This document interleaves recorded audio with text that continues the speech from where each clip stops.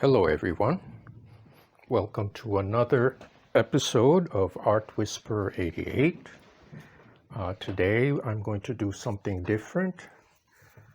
Here is my reference photo. Hope you can see this. It's a grouping of objects that are very shiny, like two glass bottles, my favorite brayer, and two of my favorite brushes. So I did a quick pencil sketch on my paper here, and I went ahead off camera and applied masking fluid on the little highlights here. This is an instance where masking fluid does a good job because these are really little. They're like dots and dashes, and it would be really difficult to work around them. So I did that first, and I'm going to do a wash of this glass jar is like a deep blue, and this one is like kind of like a purple amethyst color. So let me go ahead and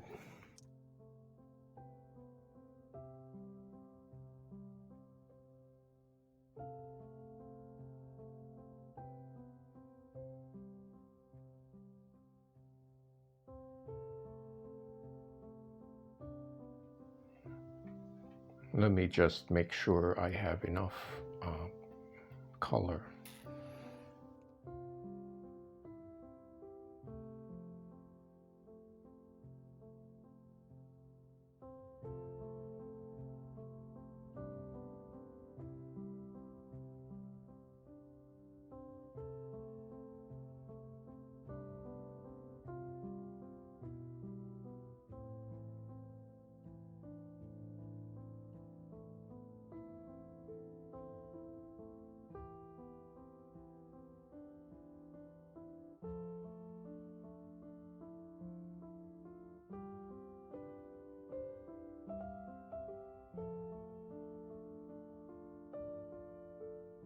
Okay, that's it for the blue bottle. Going to add some darker values here.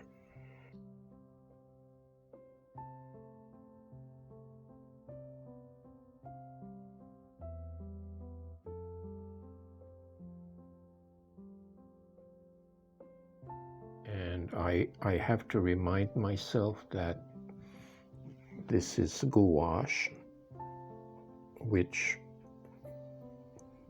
dries much faster than regular watercolor. I'm not exactly sure, but that's the whole reason I'm doing this exercise, is I want to find out if it's really that much different than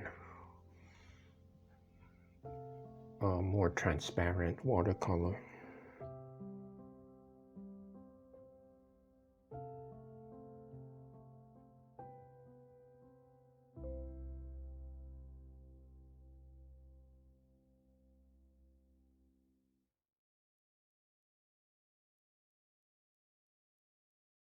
Now, it is not my intention to make this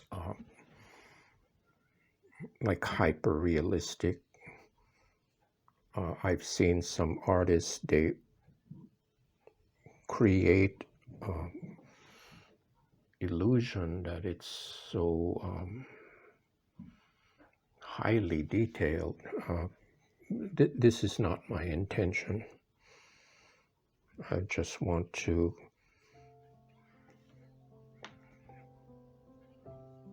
do an image that is obviously a watercolor.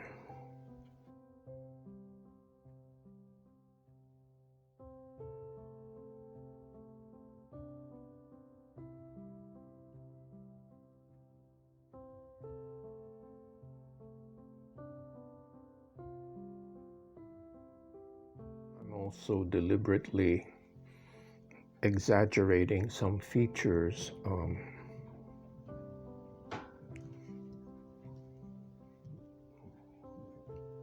I'm still using the photo as a reference, but I'm doing a few changes just to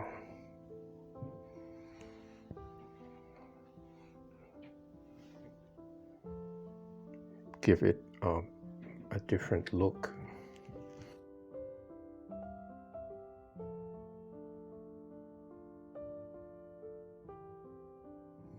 Actually, I'm finding that the gouache doesn't behave too much differently than regular watercolor.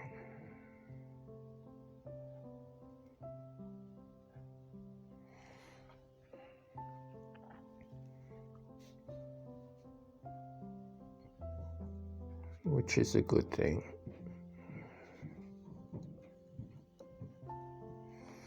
My initial concern was it would be very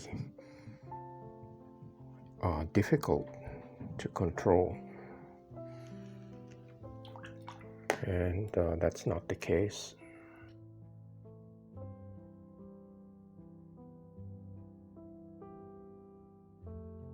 Putting in a shadow here.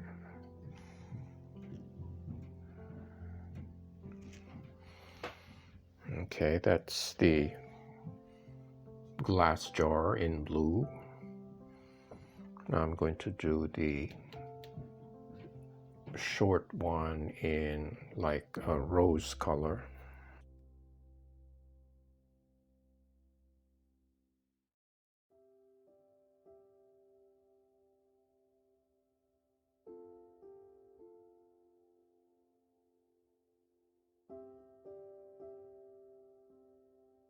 Again, I am changing the color a little bit.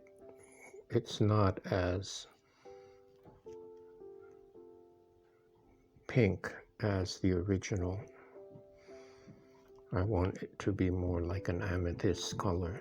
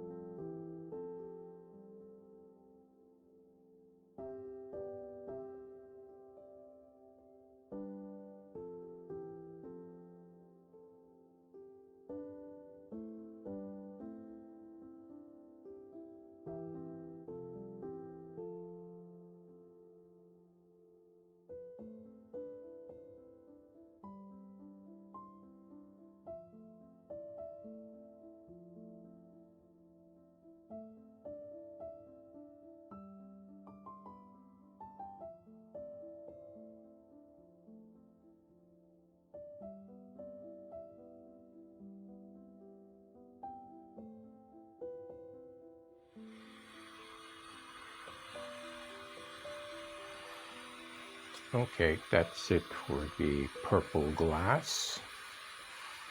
So now I'm going to move on to my brayer.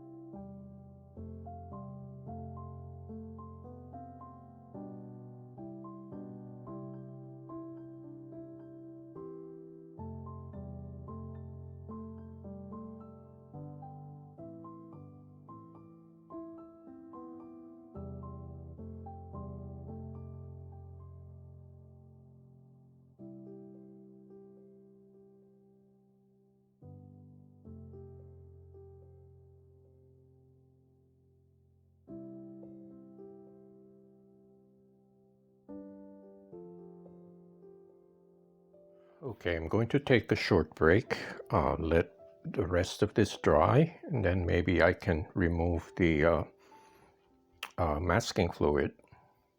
So I will be right back.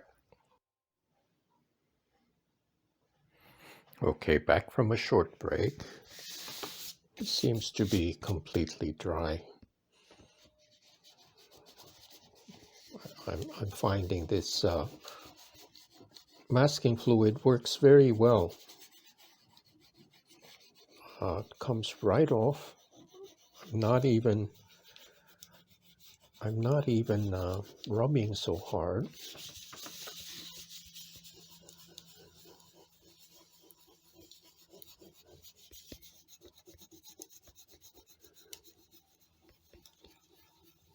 It's a very good product. Let me show you. This is Turner Artist Watercolor Masking Fluid. So the only caveat is do not ever use a good brush because it's such a pain to get off.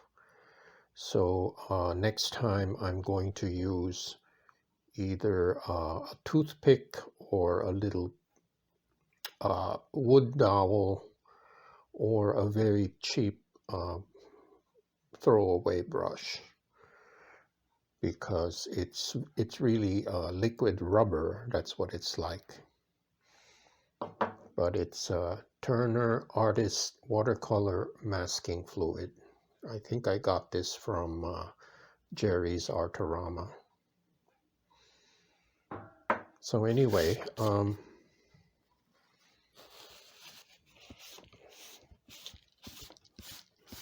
that's it for the masking fluid, and as you can see, it's exposed the paper, and the paper is a bright white.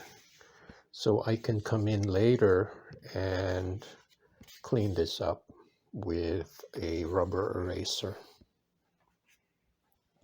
Okay, now I've cleaned out most of the excess pencil. So now I'm just going to do some more detail work.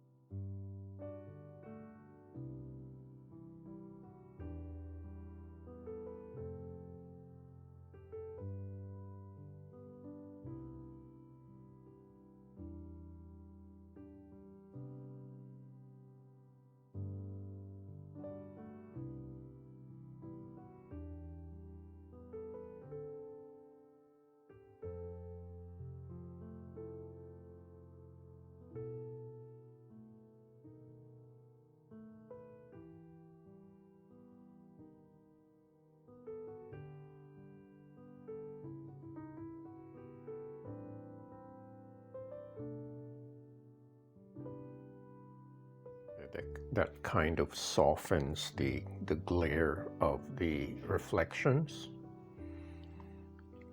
So now I'm going to work on the fine points of the brayer. So I'm going to use some of the mixing white because the metal is like a silvery gray.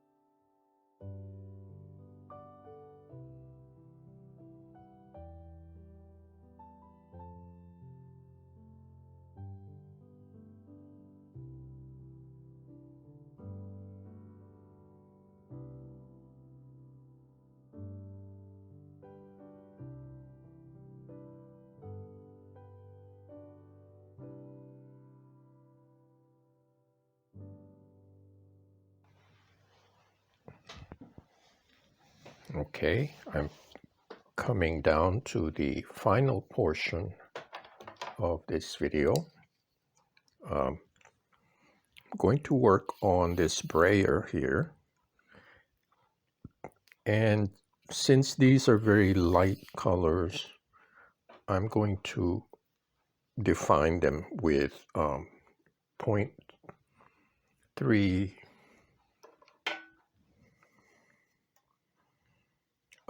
a 0.35 millimeter ink pen. Now this is my Microline Arteza ink pen, and I'm just going to define the details on this,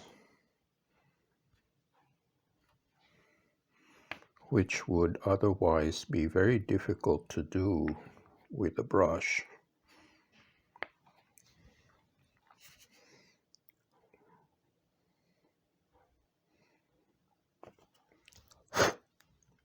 And I figure, you know, since this is one of my favorite tools,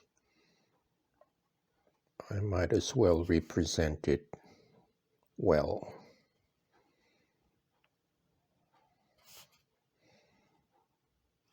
So what the fine ink line does helps to define the shape of this.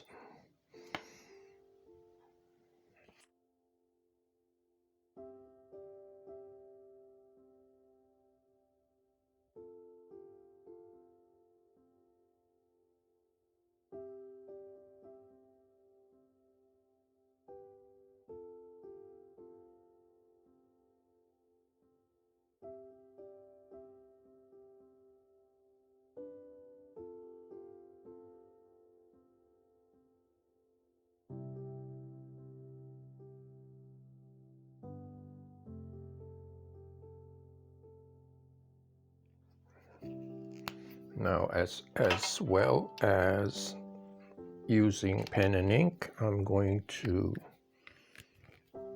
put in some white highlights with this Uniball Signo white gel pen.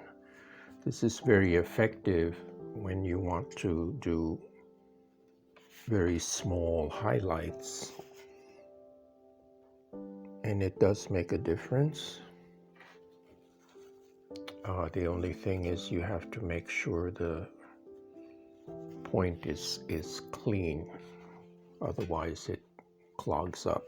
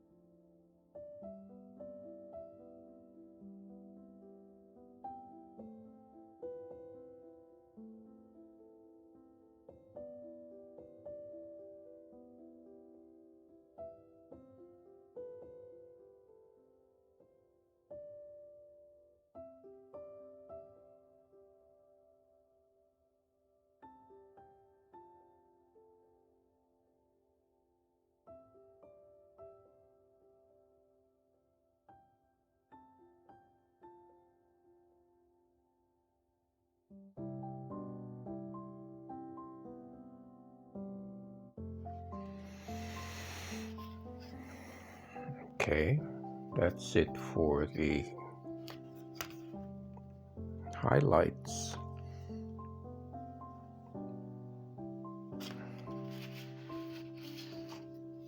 It gives a very crisp, clean look when you have very bright highlights, because I'm featuring very hard, shiny objects. Like this is metal, and this is glass, and this is a hard plastic. So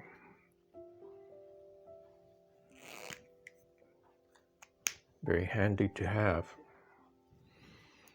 Okay, so now my next step is to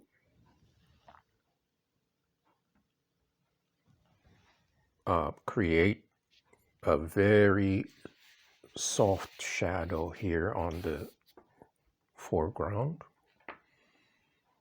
and later create a very soft gray blended background just to define the different planes. So this emphasizes that this is in the back,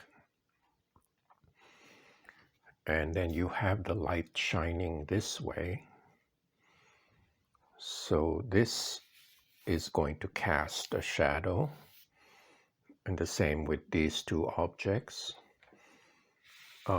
They're not dark shadows, they're very subtle, but it does add to the realism of the image.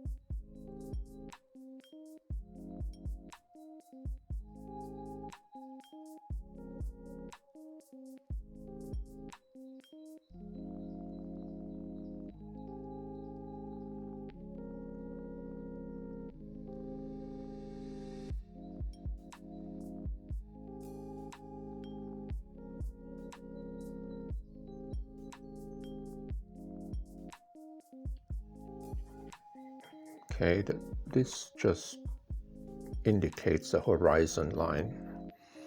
So that's the rear wall. It was a piece of white paper I used when I photographed this grouping of objects. So just going to add some more detail, like on the lip.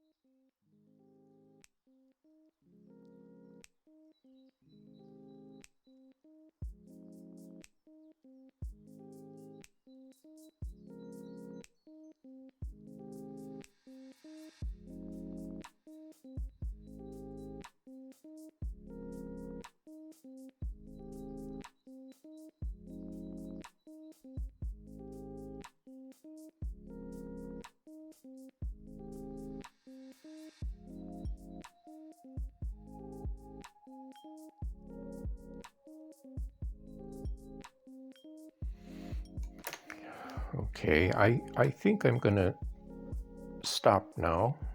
It's like I've mentioned before in my other videos, sometimes it's hard to know when to stop because there's always just one more thing, but I think I'm gonna call this finished. Just add 2 more dots.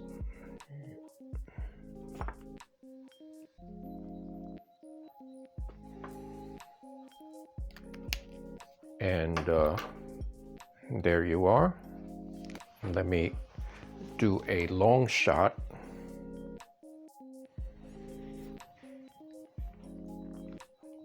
So here's a long shot of the still life, as you might call it. And I think I'm pretty pleased with it because it's convincing that these two objects are made of glass, and that these two guys are convincing as paintbrushes. I'm just going to do this for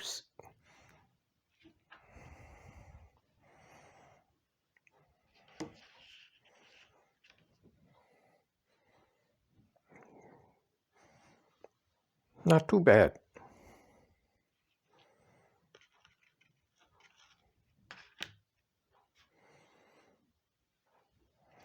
So I hope you enjoyed this little exercise for reflective objects. And this is my adventure with gouache.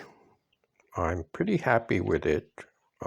I'm glad that gouache doesn't behave too differently from watercolor, which I'm used to. And as always, thank you for watching and subscribing. Please share this video with your friends, and I will see you next time.